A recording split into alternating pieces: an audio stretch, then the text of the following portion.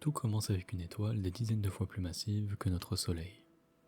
À son cœur, des réactions nucléaires maintiennent un équilibre entre gravité et pression. C'est un combat constant, qui peut durer des millions d'années.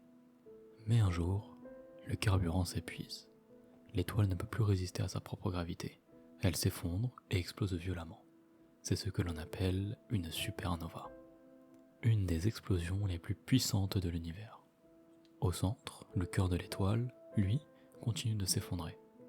Il devient si dense que même la lumière ne peut plus s'en échapper. Ce à quoi nous assistons ici, c'est la naissance d'un trou noir. Un trou noir, ce n'est pas un simple trou dans l'espace. C'est une région où la gravité est si intense que tout y est attiré. Même la lumière ne peut s'en échapper. À sa frontière se trouve l'horizon des événements. C'est le point de non-retour. Une fois franchi, rien ne peut revenir. Ni matière, ni lumière, ni même l'information. Les trous noirs déforment l'espace et le temps autour d'eux. La lumière se plie, les étoiles semblent dévier, c'est ce qu'on appelle la lentille gravitationnelle. Au centre du trou noir, il y aurait une singularité, un point infiniment dense où nos lois de la physique s'effondrent. Un mystère total, un lieu où l'espace et le temps cessent d'exister. En revanche, les trous noirs ne sont pas totalement noirs.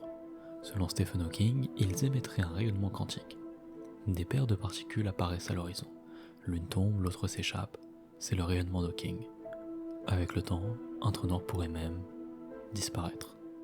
En 2019, les scientifiques ont capturé la première image d'un trou noir, celui au centre de la galaxie M87. Une tache noire, entourée d'un anneau de lumière, invisible mais révélée par son impact sur ce qui l'entoure.